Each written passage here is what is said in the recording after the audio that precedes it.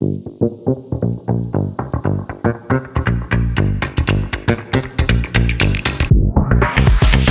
we talked earlier in the show too about the winner for the women of 24.1, Miriam von Rohr, and she is also a HYROX athlete. And I think a lot of CrossFit enthusiasts have heard of HYROX and might not know what it is. So we decided to get Christian Toetzke, who is the founder and CEO of HYROX, on the show to talk a little bit about what HYROX is, what you can expect when you go to a race, how they've been able to grow so quickly, because they've had a pretty meteoric rise. They're super popular over in Europe.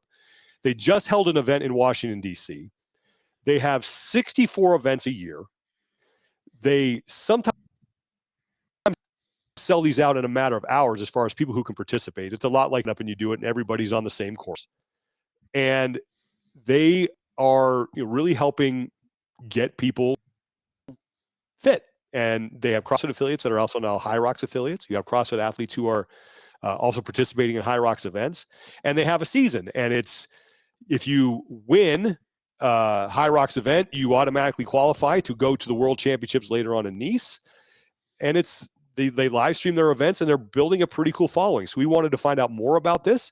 So here's my interview with CEO and founder of HYROX, Christian Toetzke. Christian, thanks so much for joining me today. Where do we find you? Which is morning for me. I'm not sure where you're located right now. It's at the end of the day for me. You find me in Germany, Hamburg. Oh, okay, great. First question I have for you is that in the CrossFit community, HYROX is a very familiar name. People, I think, have heard it, but they might not know what it is. What is HYROX? HYROX is a new approach to the, let's say, sport or fitness, which we are approaching it more from the running angle. Mm-hmm. And it's a strength endurance event where you have to run a kilometer followed by a workout, and you repeat this 8 times. So in the end, you have completed 8 kilometers of running and 8 functional fitness workouts, from ski erg to sled push to farmer's carry, burpee board jumps, wall balls, etc. Mm-hmm. What was the motivation for you to start this? I have a very, very long background in classic endurance sports. So for 25 years, I was creating triathlons and marathon events and cycling events. I was involved in Ironman. I helped creating the World Triathlon Series. I launched a lot of running events and marathon events. But I was always more, my background is more athletic, track and field. So I always spent time in the gym. And I was always missing this element, which I think is amazing. If you're a runner, you can run a marathon or a 10K run every weekend. What I love about the concept is that from the highest level of professional athletes running 2 hours down to a 6-hour marathon, where they do the same and not the same. You know what I mean? It's like it combines everyone in the same event on the big stage. This, I think, is an amazing formula to get people off the couch and motivate them to be active.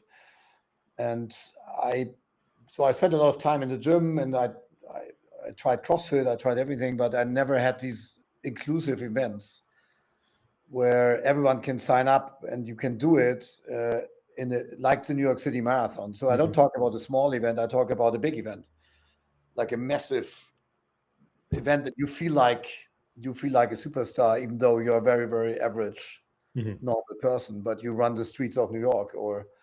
So that's the whole background of the idea. And I thought this is a large gap, especially in the world of fitness, that is missing. And I spent a lot of time to think about how to approach this to keep it very inclusive, but don't make it easy at the same time.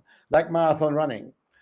I mean, running is not complicated, right? It's a pretty simple movement, but to run 42.125 kilometers is quite a challenge. It's nothing you just do every Saturday. So the approach is, because I have this background, is pretty similar when we created HYROX. But that was the initial idea. And how long ago did you start it? We really started in 2018. Okay. You have to take basically 2 years out because there was this little pandemic we are a large indoor sport event. You can imagine that was the worst thing you can do at that time. So we just started, we had to stop, and then we restarted. So basically we are doing it like for 4 years now. We're in the 5th season. Yeah. You started in 2018, and you mentioned, obviously, like everybody else, there was 2 years in there that kind of shut things down.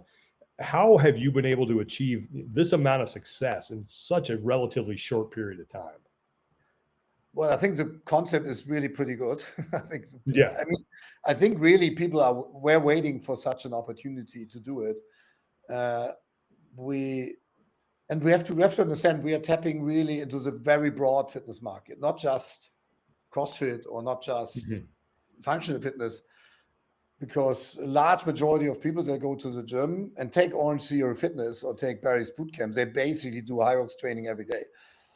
They didn't know it, but it's basically running and workouts, right? That's what they do.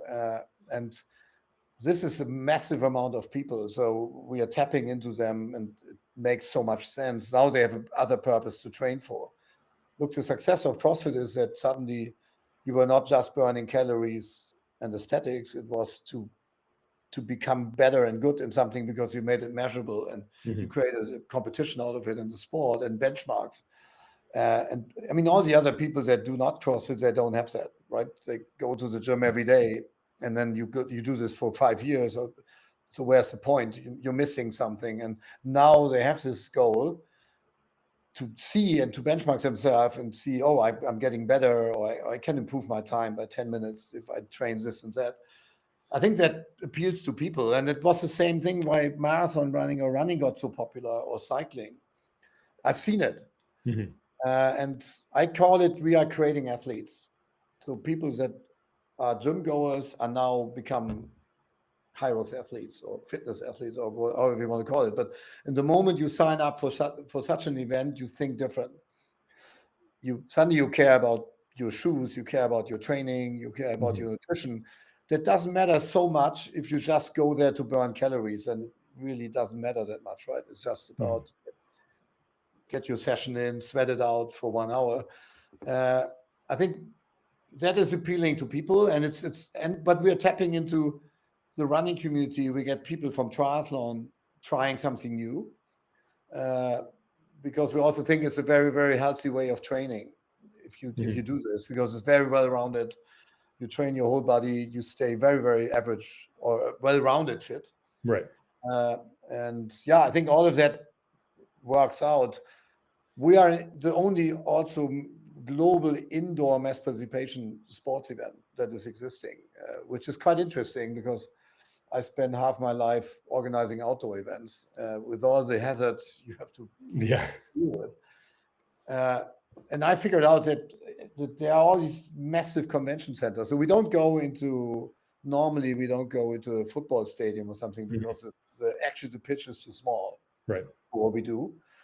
People think it's big enough, but it's way not. We are in facilities that are like 3-4 times, where you can put it 3 or 4 times a football pitch in. So they are massive, really, really, really large, 200,000 square feet plus.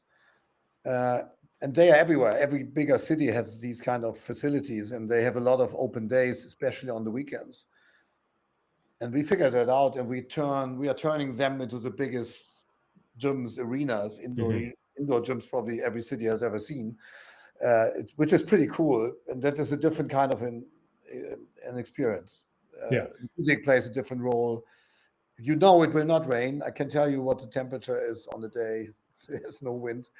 All of that makes it quite convenient. And of course, we do it usually in winter months when all the other stuff is not going on. So it seems to work. Yeah, it's been. We're very happy. I don't blame you. You mentioned functional movements. That's the term obviously CrossFitters are very familiar with. But what if someone shows up to a HYROX event? What movements can they expect to see other than running? Yeah, we spend a lot of time, and there's a lot of sports science involved. So what we do on what we call natural movements. So natural movements are movements you actually like every human being can do. Might not be very fast in it, but you can do it. So everyone can push something. Everyone can push a car. So you can also push a sled. You don't need to train it. You don't need to technicality to do it. It's very hard to push a sled fast, which is heavy, but you can't really do something wrong. And all the workouts are based around these natural movements. So everyone can lunge, everyone can do a burpee. Maybe that's the most technical part, to be honest. Everyone can do farmer's carry. You can throw a ball up in the air, right? So not saying it's not easy, especially the skill. I mean, the challenge that you have to do it so many times and with heavy weights, and you have to run in between, that makes it very difficult. But it is something where it's easier for many people to think I might be able to do it. In other sports, sometimes you need extreme skills, which you need to train for a long time before you're just able to do it. Yeah. So I can give you 2 hours, and I will never be able to do a handstand walk of 50 meters. You can give me a year, maybe a year when I train it, but I will have no chance to ever finish it. Though I'm probably relatively fit, but it's just something very specific which I can't do. So movements are based around this, and then when you create this and you want to host, so our biggest events in the UK now have 14,000 people doing it. So there are limitations from the logistical standpoint why certain workouts will not work out, why the logistics don't make sense. You need to find something that is judgeable for so many people, and we want to treat everyone like the best or the fastest athlete. So a very legit competition where we try to judge everyone very strict, and everyone, it's almost impossible to cheat. So if you take all these elements and we want that everyone is doing the same, women and men, so that rules out also a couple of workouts when you want to include like every sort of a woman. So blah blah blah. In the end, we came up with these 8 workouts that also, when you do this, you basically have to use every muscle in your body and every kind of movement. So all in all, we believe it's a very, very complete fitness test, which is a great benchmark and a great challenge. Big thanks to Christian for doing that. If you want to listen to that whole interview, it's going to be available on Patreon for our patrons. I actually talked to him a little bit about what he thought CrossFit might be able to learn from the success that HYROX is having. He had some interesting thoughts on that. And there's some other things we talked about season structure and how it works. So you can find that on Patreon. If you want to support us on Patreon, you can go to patreon.com/talkingelitefitness, sign up to be a friend of the show, and you'll get access to exclusive content and our Friday Q&As that are always a lot of fun. But you guys, Tommy, have you done a Spartan race or anything like that before? You have. I mean, Lauren, you name it, I've done it. Okay. Have you done anything like Mudder. that? Yep. Okay, well, same thing. So those events are so successful because it's a low barrier of entry. Anyone can do it. You can shuffle your way through it. You can, go and be competitive. And that, after listening to Christian, is really, I think, the magic of HYROX. Is like anybody can sign up to do it. And I think CrossFit athletes, if you're like a relatively good CrossFit athlete, and you're good at running, you can hammer these things and do pretty well. And even if you're not, the movements that, as they call natural movements, not functional movements, they call them natural movements, the movements that they incorporate into these things, you can push a sled if you've never done it before. Yeah. Yeah, it's always interesting to see like these other applications of fitness and the way they try to spin, because one of the things that made, I don't know, I guess Spartan races and Tough Mudders popular is that it took a lot of the stuff that we're doing inside of the CrossFit gym and put it and condensed it into like this 1 to 2 hour type event where you're doing all of these movements. And I think it got more people interested in training as well, that maybe weren't want to do competitive obstacle course racing or other gymnastics based stuff and bodyweight stuff. And this is extremely interesting too. I think it's no coincidence that you've seen a lot of what I would consider like semifinals, games team athletes become extremely successful in HYROX overseas. And a lot of it mimics, it really is in some capacity. It's a pared down version of CrossFit with running pushed a little bit more toward the forefront. So, and there's an event coming up in Houston that I know the Buttery Bros are going to. So yeah, I think that one in LA too. Well, and it's a sport that really pairs well with athletes in CrossFit who might want to get a different style of training. I mean, you can always use more running. It's going to help with your engine. All of those movements, they have bleed over in CrossFit. But then on the flip side, I remember when I did a Tough Mudder, that is actually like one of the first moments that I got bit with the bug of, oh, I want to take my fitness to the next level. And it was only, I would say, a couple months after that that I stepped into a CrossFit gym. So I think that there can be bleed over both ways, and they pair each other very well. Yeah, I'll be very interested to see. Oh, good. I was to say, I think it's kind of touching on what you said, Lauren. It's a really good way to find approachable ways to test your fitness, right? Like if we look Yeah. at the average CrossFitter, um, a lot of what you're training and doing in the gym is going to benefit you here, right? No doubt. And if you're not someone that's regularly seeking out local competitions, how often do you have a chance to go out and like, compete? So let's say like if you're a basketball player, there's rec leagues all over the place that you can go be a part of. Like what are your competition opportunities in a given calendar year? And I think that's why you see a lot of CrossFitters do Spartan races or other ways where it's like somewhat adjacent that you can apply. So I think, like you said, like you're going to see the athlete that see that first and are curious, and then they're going to see people doing well and they're like, oh, what kind of training do you do? Just like Lauren did with Tough Mudder.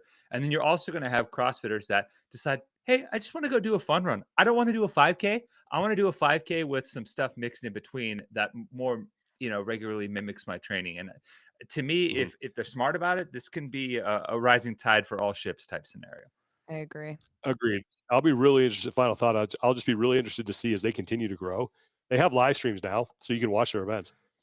If they get a little network television attention, because that the way that event is laid out lays out perfectly for like a 2-hour window on CBS Sports Network or ESPN. Like you could easily package that and make it really fun and interesting. So just something to watch out for. But big thanks to Christian Toetzke for doing that. Here's the thought.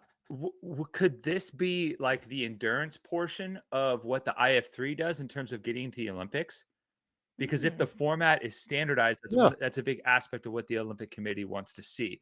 You have to have parameters that help standardize this event. If you take a HYROX or a sprintier version of it as your endurance piece for IF3, that could also be a natural partnership that helps get more functional fitness type stuff into the Olympics. Yeah, that's an interesting thought, actually. Yeah, definitely keep it.